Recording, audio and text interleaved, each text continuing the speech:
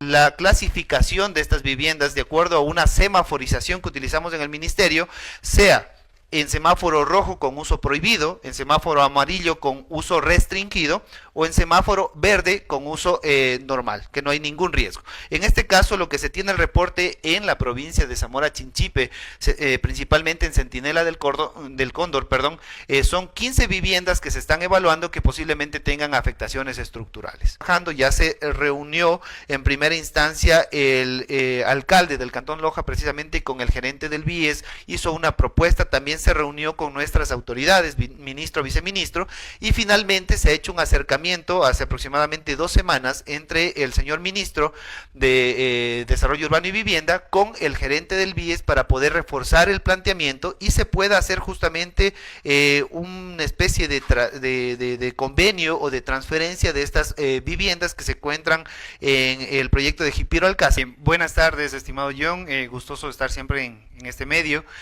Como ya se mencionó, hemos tenido varias afectaciones y que son recientes. El panorama que se esperaba era ya en realidad poder concretar y a atender a las familias damnificadas de las emergencias producidas en los meses de febrero, marzo, abril. Sin embargo, vemos que la temporada invernal no da tregua, seguimos teniendo afectaciones ahora ya hacia la parte más oriental, suroriental, y también con algunas afectaciones acá en el Cantón Loja, por ejemplo en el sector Rumishitana, tenemos afectaciones, de hecho el día de ayer estábamos constatando en el Cantón Saraguro también, que han habido algunos reportes de viviendas, 3 viviendas en Saraguro y en Urdaneta, y en Rumishitana, como se mencionó, son casi 15 viviendas, 3 con destrucción estructural y con afectación estructural y 12 que están en zona de riesgos. Como usted lo mencionó, hay diferentes factores, no solamente son los deslizamientos, no solamente son las inundaciones, son también factores de pronto que se han descuidado en cuanto a los asentamientos en franjas o en zonas de riesgo, sea esto frente a taludes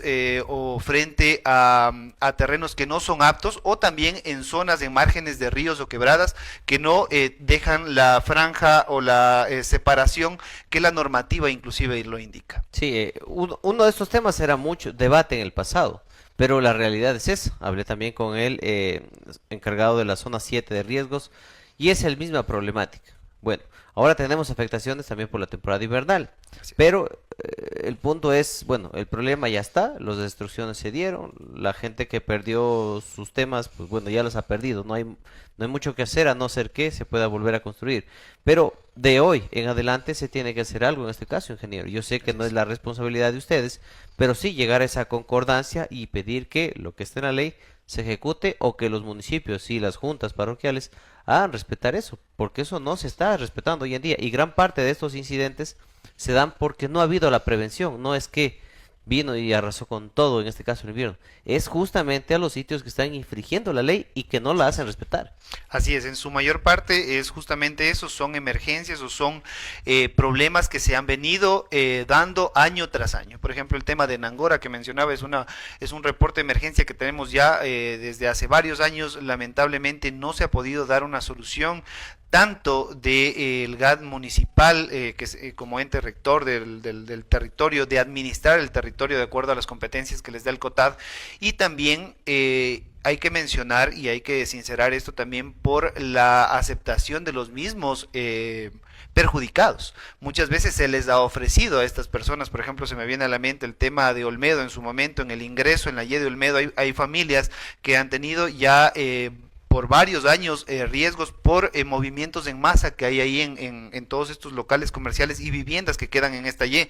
Sin embargo, se les ofreció alternativas, pero no ellos no las aceptaron. En el caso de Nangora también tengo conocimiento que hace mucho tiempo atrás también se les ha ofrecido soluciones, sin embargo no han sido aceptadas o no se han concretado. Entonces lo que queremos ahora es justamente buscar una solución efectiva. Para ello el reporte parte desde la unidad de gestión de riesgos o la UGR del GAD municipal, y este también es justamente un llamado a poder trabajar articuladamente y que la ciudadanía que tiene alguna una afectación, muchas veces nos visita directamente al Midubi. Sin embargo, nosotros les indicamos cuál es el procedimiento a seguir. Se supone que la unidad de gestión de riesgos del GAD municipal es la primera entidad que reporta la afectación que hay en un cantón. Seguido eso, se lo articula con las fichas de evaluación rápidas con la Secretaría de Gestión de Riesgos, y finalmente nos reportan a las diferentes carteras de Estado, sea para MIES, sea para el MAG o sea para vivienda, dependiendo de la afectación que exista. Entonces, este es el procedimiento que a veces no se está cumpliendo. Sin embargo, yo he conversado justamente con el zonal de riesgos, se ha planificado ya un cronograma nuevo de capacitación y refuerzo de estas unidades de gestión de riesgos, porque lamentablemente se ha quedado ahí un poco trabado el procedimiento para poder atender de manera eficiente. Sí, aquí igualmente la idea sería, en este caso, arquitecto, que les hagan y que les obliguen a cumplir lo que dice la ley. Gracias. Porque si les dejamos que ellos, bueno, tomen la decisión, ¿qué pasa el día de mañana? Habrá una catástrofe, la cosa será más fea, quién sabe cuántas vidas más se van a llevar.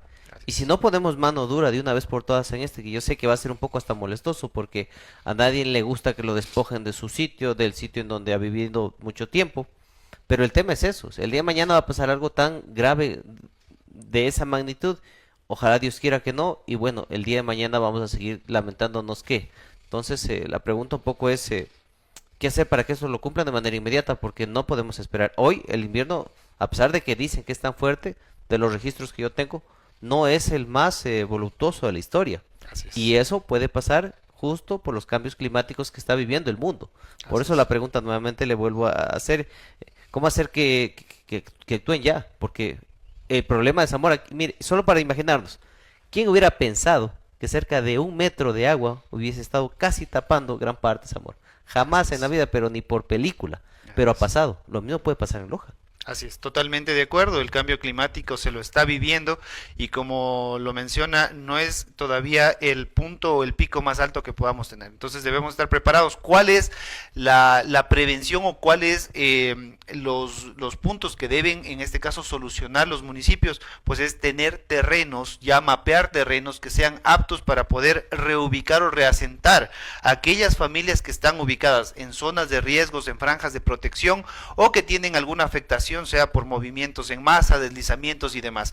Esto ya lo determina la LOTUS, la Ley de Ordenamiento Territorial, lo determina también la LOVIS, la Ley de Vivienda de Interés Público, que justamente son dos leyes orgánicas que plantean y que exigen a los municipios se prevean estos terrenos para poder generar cualquier tipo de infraestructura, entre ellos vivienda. Como usted lo mencionó, no se ha cumplido y aquí pues sabemos que por competencias quienes tienen que cumplir son los municipios a través de sus alcaldes y la fiscalización de que se cumpla esto pues es a través del Consejo Municipal. Muy bien. Arquitecto, quiero ir a la otra parte también, que es el tema de Zamora. Correcto. Es otro ambiente que realmente es impensable. No sé, los niveles de afectación, cantidades como tal, ¿a qué nivel están? O sea, independientemente de la competencia que usted tenga, obviamente ustedes en una mesa también tratan muchos temas más. No sé si en este caso podemos dar toda la información referente a lo que se ha dado recientemente en Zamora y todos los diferentes problemas que están abordando al menos la pobre provincia en este momento. Bien, el ministerio como tal se activa ante una emergencia en primera instancia asistiendo a los COEs cantonales y provinciales para poder conocer primero cuál es el nivel de la afectación. Segundo, con el reporte que da el GAD municipal, nosotros acudimos a territorio para poder verificar el alerta que dan a través de estas fichas de evaluación rápida. Una vez que se tiene el reporte, en este caso por ejemplo en el cantón, en la provincia de Zamora Chinchipe, se tiene un reporte de aproximadamente entre 30 y 50 viviendas con afectación.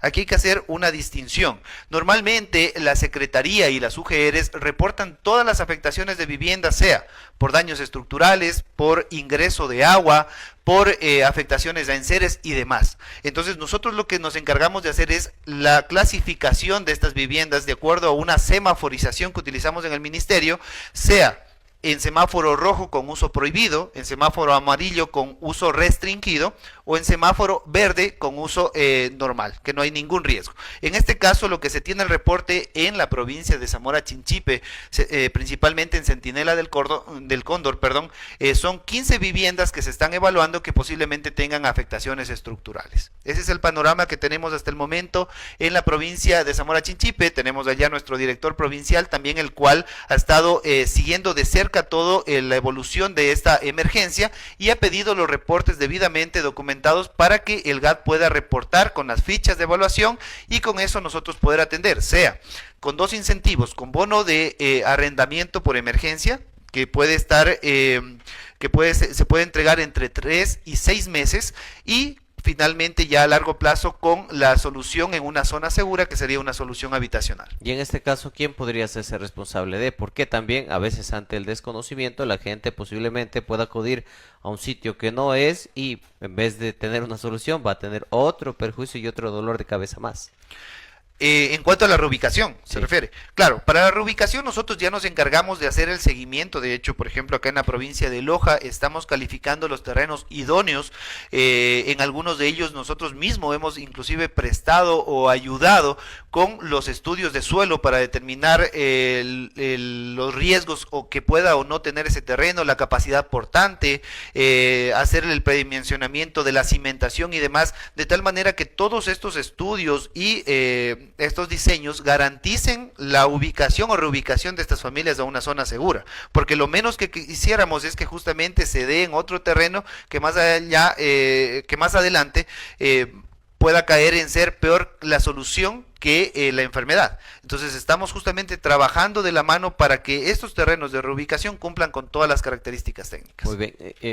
Arquitecto, quiero terminar justamente con lo que en anteriores entrevistas con usted habíamos abordado, como es la parte de qué va a pasar con la problemática que tienen desde el municipio de Loja y esta especie de convenio, acuerdo que lo firmaron para hacer una reubicación. ¿Cómo va avanzando en ese sentido ese acuerdo que lo hicieron público hace un par de meses atrás?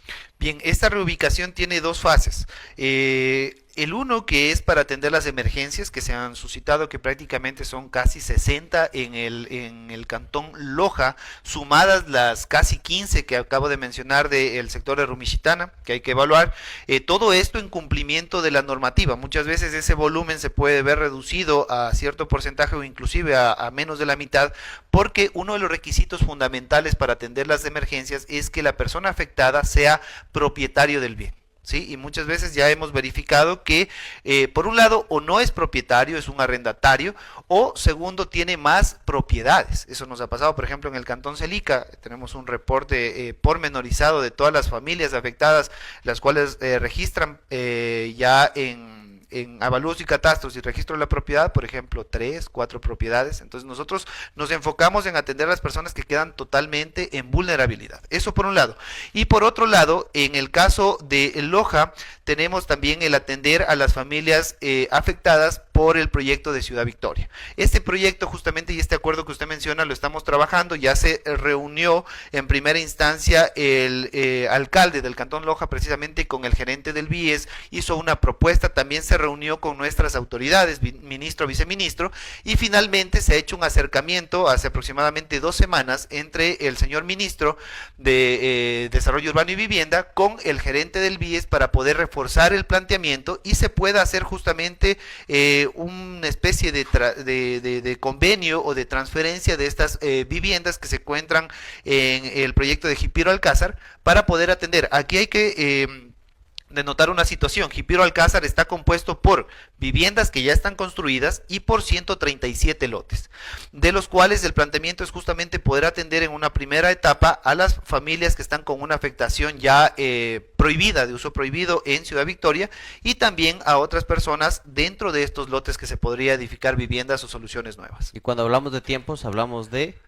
Eso depende desde la postulación y desde que se concrete la transferencia, pero aproximadamente estamos hablando entre 6 y 9 meses el proceso de ejecución de las viviendas, si son nuevas, o de readecuación. Y el proceso, en cambio, de transferencia, la parte legal, podría tardar entre 3 y 4 meses aproximadamente. Estaríamos hablando que todo esto depende de la agilidad con el que el municipio haga las cosas, creo yo. Así es, porque ellos son los primeros en dar el punto de partida, ayuda a hacer el planteamiento, el proyecto y demás, y luego el ministerio se encarga de concretar ya las soluciones. Muy bien, arquitecto, agradecerle por el tiempo y el espacio. Quiero dejarle con su mensaje final y, como siempre, lo vuelvo a reiterar.